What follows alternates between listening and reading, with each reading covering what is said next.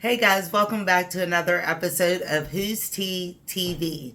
My name is T, and we're here to find out whose tea it really is. Is it mine's? Is it yours? Is it theirs? Or is it ours as a collective? Let's find out. Alright, guys, let's get into the flavor of tonight.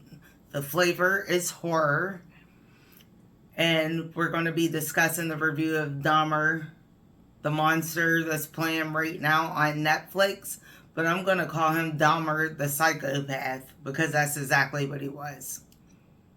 So this star-studded premiere came out a couple weeks ago. Evan Peters plays the role of Dahmer. He was in American Horror Story and X-Men, just to stay a few. There was a very star-packed cast. Okay, we're talking from Niecy Nash from Reno 911 to Richard Jenkins from Step Brothers, from Michael Beach from Lean On Me. He was also in another favorite, Soul Food. And we had Molly Ringwald, who I'm not sure if anyone remembers, but you should, 16 Candles and The Breakfast Club. So they really packed the star power in there. And also there was someone from reality TV that played the bar scene, but I can't remember his name, but I was definitely surprised that he was part of the cast and on the set, like doing a remake of this whole gruesome thing that happened in this history.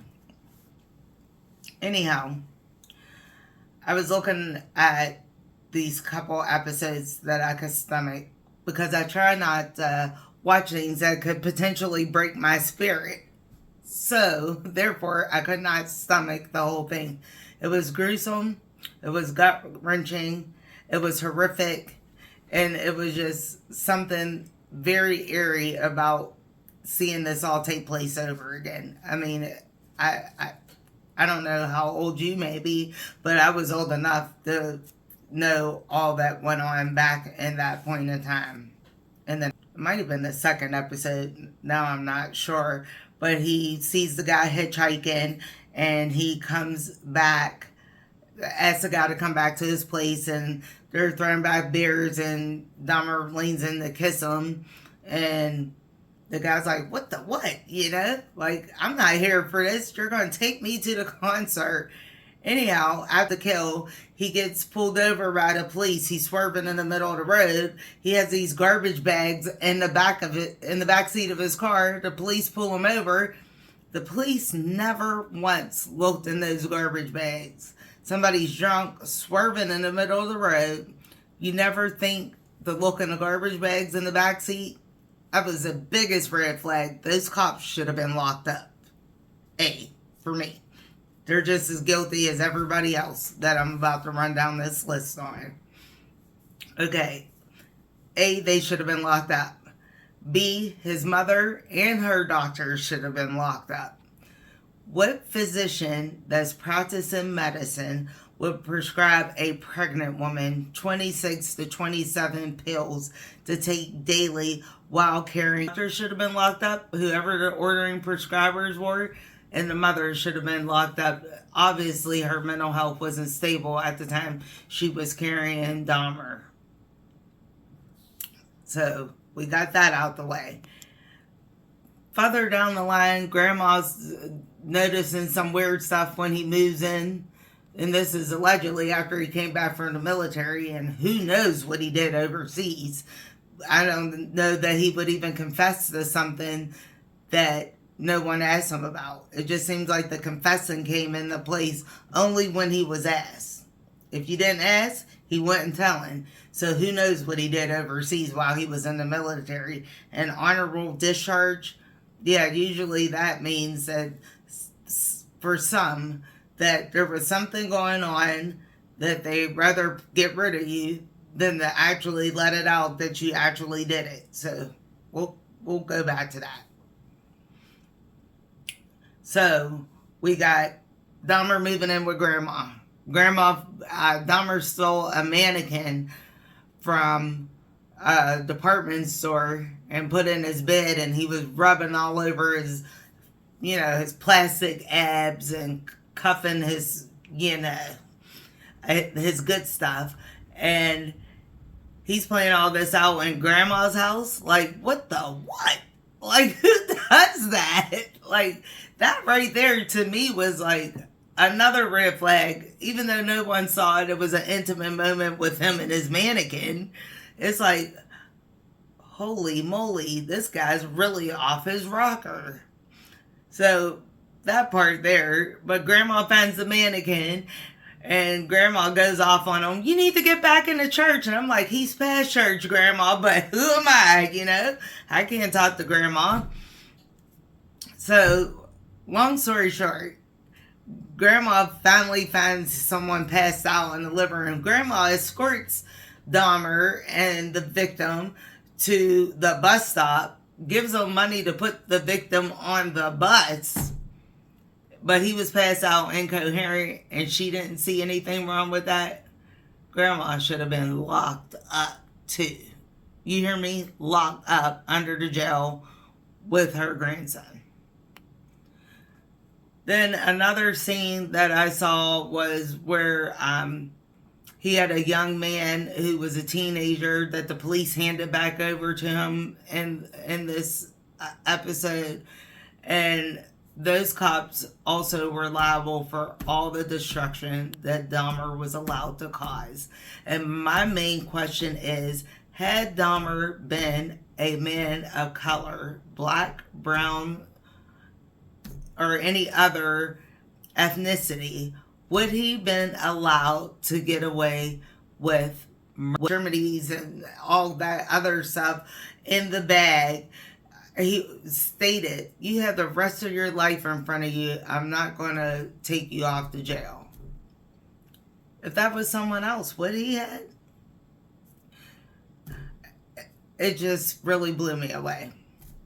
And then when the police, instead of taking the kid to get medical condition, even if he had too much to drink, somewhere in the training should have told them that something was off, something was wrong. And then where they were, you know, he died at Dahmer's hands, but they were also responsible. Somewhere in that, it seems like a conspiracy to me. Okay, next.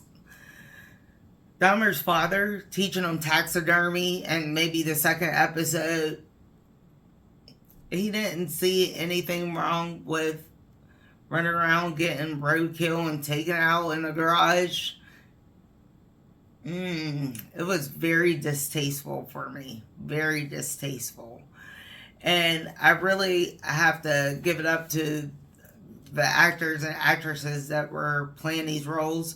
Like Evan Peters, it was so, like, the way he portrayed him was really kind of scary, because I know people that walk around that are real, like, to themselves, and they don't bother anyone.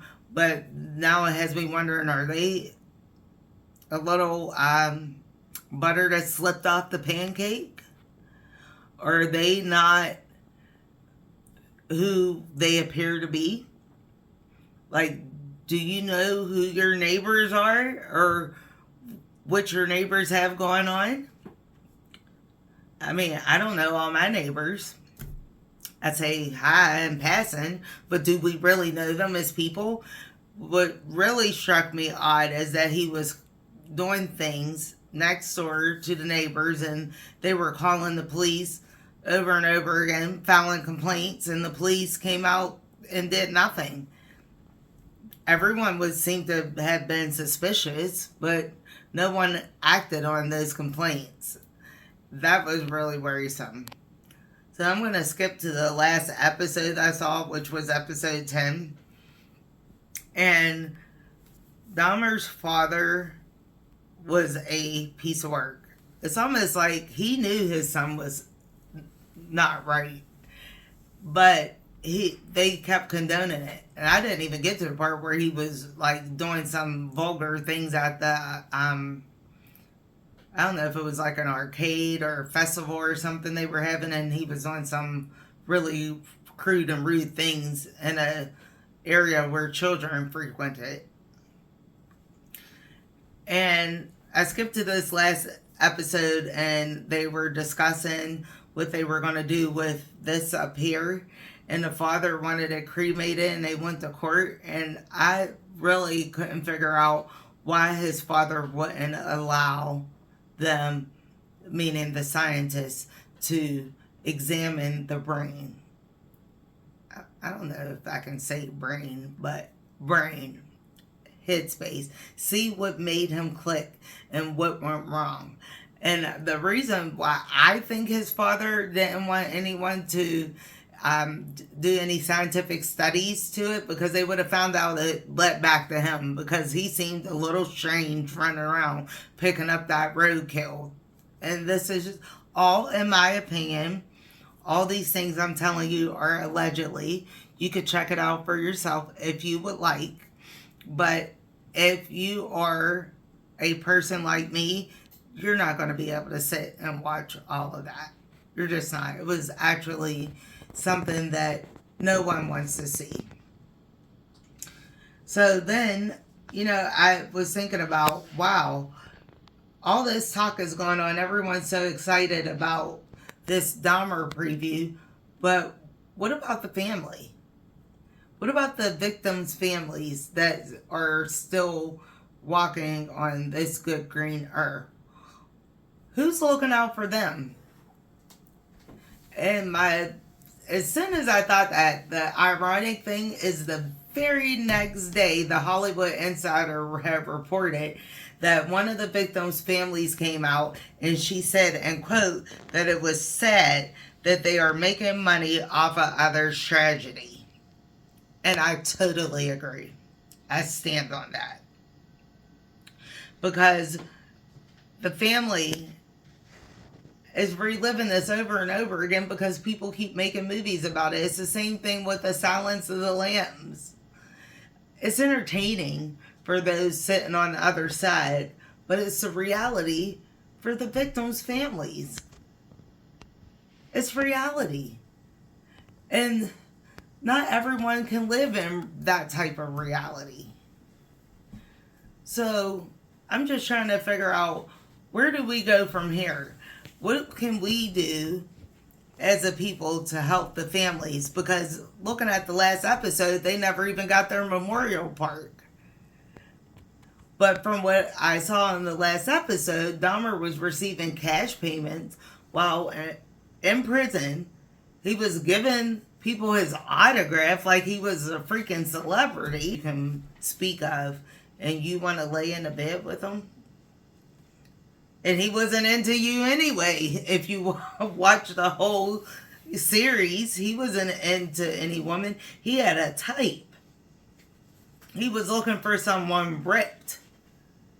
And I feel bad for the victims that had to endure that type of pain. And I really wish there was something that we as a collective can do to help the families. There's been so much backlash behind this movie that I couldn't even list all the details.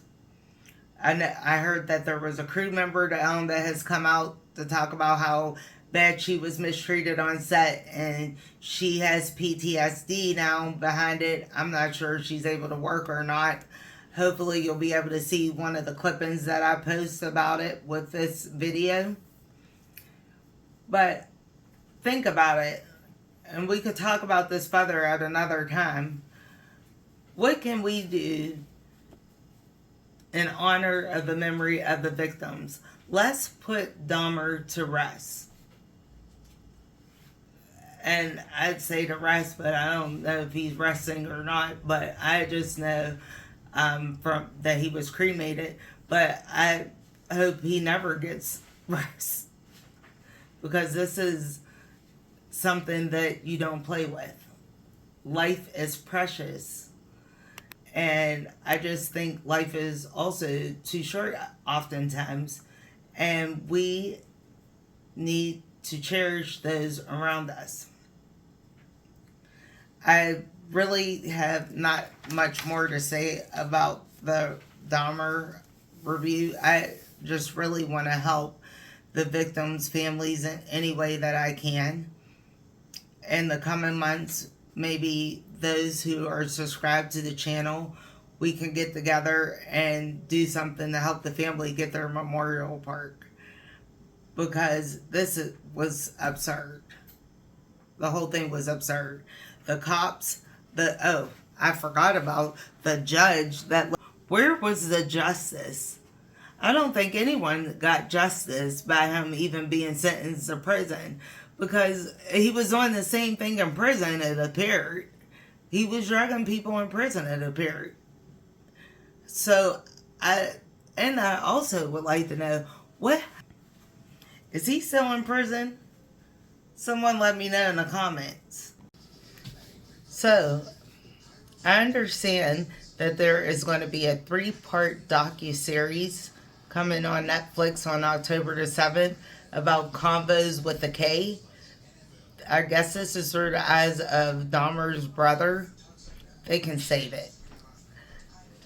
I don't know how we can differentiate things that we see on like ID channel versus this, but this is triggering to all parties that were involved, from the victims, from the people that lived in the neighborhood, to the media outlets that covered the stories, to the viewers at home that have to be subject to this over and over again. Just cut it out. Also, celebrity Boosie Bad A $$ is upset, and he is calling for a boycott of the movie Dahmer, and I think we should stand with him. Now, my question is, do you think that Dahmer preyed on the black and brown community? Leave a comment below. That's all for now. Toodles.